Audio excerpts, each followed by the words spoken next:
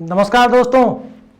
सत्ता की जंग सिर्फ नेताओं के लिए नहीं, सत्ता की जंग सिर्फ पत्रकारों के लिए नहीं, सत्ता की जंग सिर्फ गोदी मीडिया के लिए नहीं, सत्ता की जंग दरअसल मौजूदा दौर में इस देश की आम जनता के लिए, मेहनतकश आवाम के लिए, स्टूडेंट्स के लिए, किसान के लिए, मजदूर के लिए, सबके लिए है। और सत्ता की इस जंग का कार्यक्रम देश नीति पर हम भी शुरू कर रहे हैं।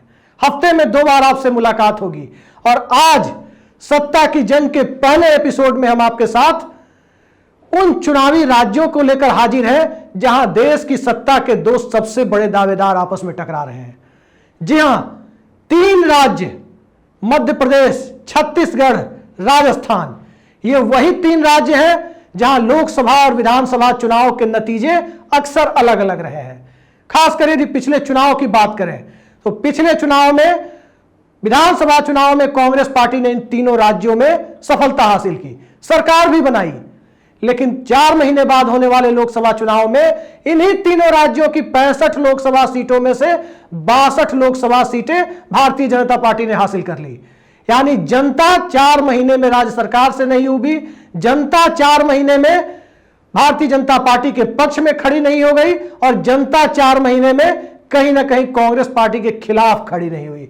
दरअसल जनता ने अपनी वोटिंग प्राथमिकताएं राष्ट्रीय और क्षेत्रीय मुद्दों के आधार पर तय किया।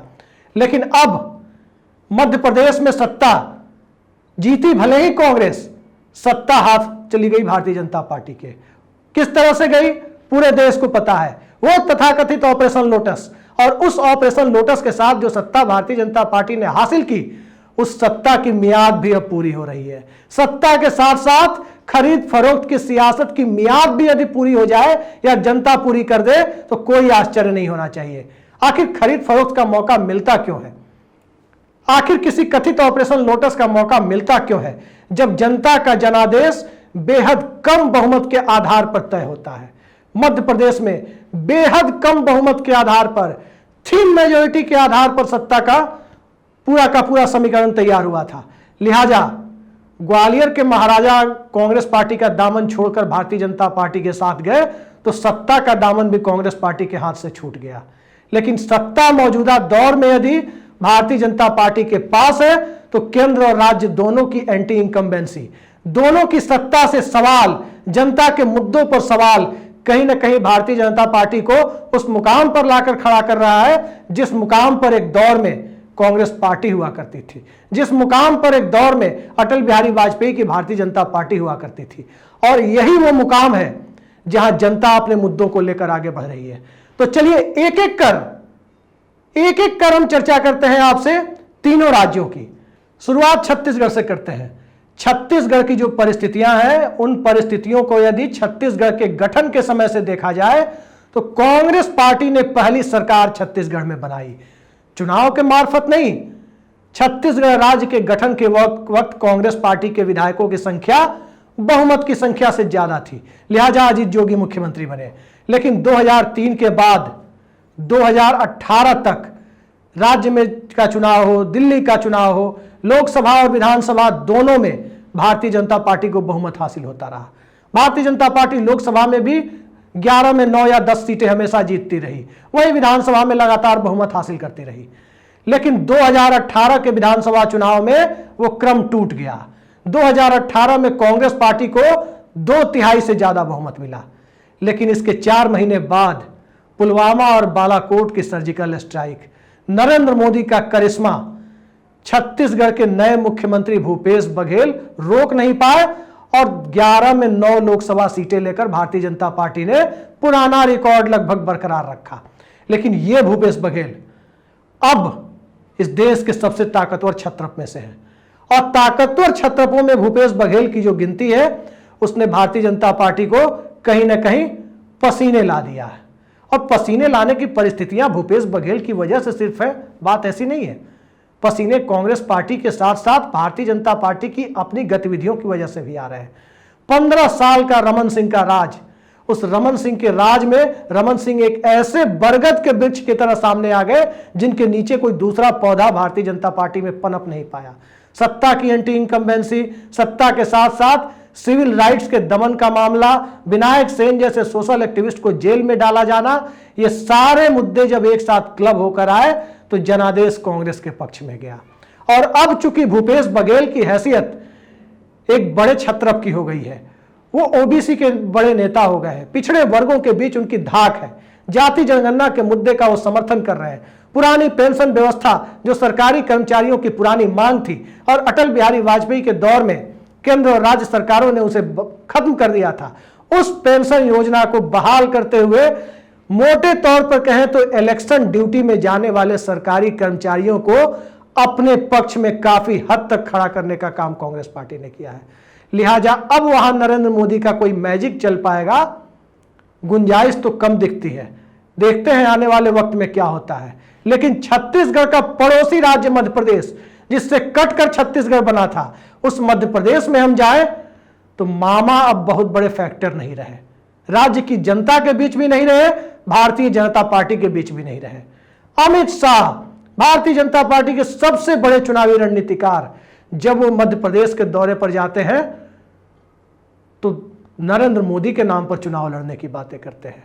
और नरेंद्र मोदी के नाम पर चुनाव लड़ने की जो पूरी कवायद है, वो मध्य प्रदेश में मजबूत छत्रप को दरकिनार किया जाना और उस छत्रप की सरकार के खिलाफ एंटी इनकम्बेंसी का खड़े हो जाना, चाहे वो आदिवासी समुदाय के व्यक्ति पर भाजपा के एक विधायक प्रतिनिधि के द्वारा पेशाब किए जाने की घटना हो, चाहे वो ओल्ड पेंशन स्कीम का मुद्दा हो, चाहे वो किसानों का मुद्दा हो, चाहे वो वनवासियों का मुद्दा जो भाजपा बनाने की कोशिश कर रही है, वो मुद्दा अब ट्राइबल चेतना के तौर पर सामने आ रहा हो। इन सब को एक साथ करके देखा जाए तो भारतीय जनता पार्टी को साफ साफ दिखाई दे रहा है कि अब तमाम नदियों में काफी पानी बह चुका है। अब ताप्ती से लेकर कहीं ना कहीं सोन नदी तक दोनों तरफ पानी बह रहा है। मालवा निमाड़ से लेकर के महाकौशल तक, विंध्य से लेकर के ग्वालियर संभाग तक, भोपाल तक भारतीय जनता पार्टी वहां पिछड़ती हुई दिखाई दे रही है। लेकिन विधानसभा और लोकसभा के नतीजे क्या होंगे ये समय बताएगा। और यह भी संभव है कि विधानसभा के साथ ये जो शख्सियत है जिनका नाम नरेंद्र दामोदर दास मोदी है, ये देश को लोकसभा चुनाव में भी धकेल सकते हैं। और ऐसा इसलिए कर सकते हैं क्योंकि आने वाले वक्त में भारतीय जनता पार्टी का केंद्रीय नेतृत्व कतई नहीं चाहेगा कि चुनाव हारने की सूरत में तीन छत्रपों भूपेंद्र पटेल, योगी आदित्यनाथ और हेमंता विश्व शर्मा, इन तीन लोगों की सत्ता के सहारे, तीन बड़े राज्यों की सत्ता के सहारे, जहां कुल जमा 120 सीटें हैं, और इसके साथ साथ जो छोटे राज्य हैं मसलन हरियाणा, उत्तराखंड या 1-2 लोकसभा सीटों वाले पूर्वोत्तर का राज्य या गोवा, इन सबको क्लब कर दिया जाए तो 15-20 और लोकसभा सीटें होती हैं। यानी नरेंद्र मोदी और अमित शाह कतई नहीं चाहेंगे कि सिर्फ 140 लोकसभा सीटों वाले राज्यों के सहारे, उसकी सत्ता के सहारे दिल्ली में दिल्ली की लड़ाई लड़ी जाए। अब चलते हैं तीसरे चुनावी राज्य राजस्थान की तरफ। राजस्थान की जो परिस्थितियां हैं, राजस्थान का वोटर इस देश में सबसे समझदार वोटरों में से माना जाता है। वो हर 5 साल पर हर चुनाव में सत्ता को रोटेट करता रहता है। एक बार भारतीय जनता पार्टी को मौका देगा तो अगली बार कांग्रेस को मौका देगा। लेकिन ध्यान रखिए, राजस्थान वो राज्य है जो पाकिस्तान की सीमा से सटा हुआ है। राजस्थान वो राज्य है जो स्वाभिमान से समझौता नहीं करता। तरफ से उनकी लड़ाई, कहीं ना कहीं लड़ने वाले शख्सियत का जो नाम है वो उनके सेनापति हैं हकीम खान सूरी। तो जहां महाराणा प्रताप और हकीम खान सूरी के एक साथ लड़ने का इतिहास है, वहां सांप्रदायिकता की बुनियाद पर चुनाव लड़ने की कोशिश हो, वहां हिंदू मुसलमान करने की कोई कोशिश हो, और वो कोशिश भी राज्य में भारतीय जनता पार्टी की सबसे बड़ी छत्रप वसुंधरा राजे को दरकिनार करके हो, तो निश्चित तौर पर वसुंधरा राजे भारतीय जनता पार्टी में जरूर है, लेकिन अशोक गहलोत के साथ उनकी दोस्ती कब सियासी दोस्ती में बदल जाए कहा नहीं जा सकता।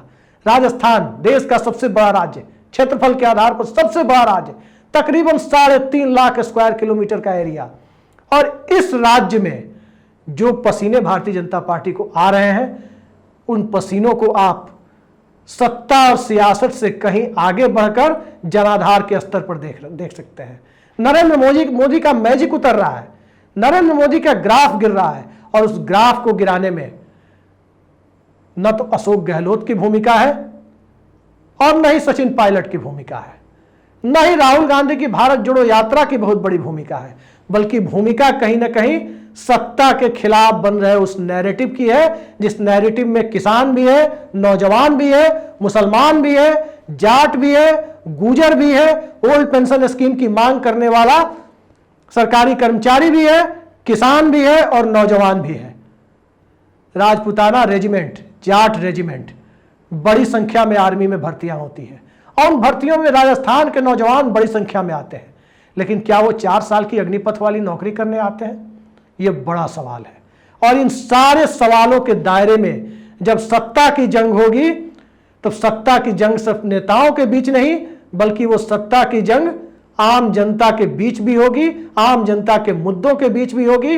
और मुद्दों के बीच जब सत्ता को परखने की कोशिश होती है, तो यकीन मानिए दोस्तों, दिल्ली से लेकर जयपुर तक, भोपाल और रायपुर तक पसीने छूटने लगते हैं, क्योंकि तब सत्ता की जंग गांव, कस्बों और चौपालों में जाकर सिमट जाती है।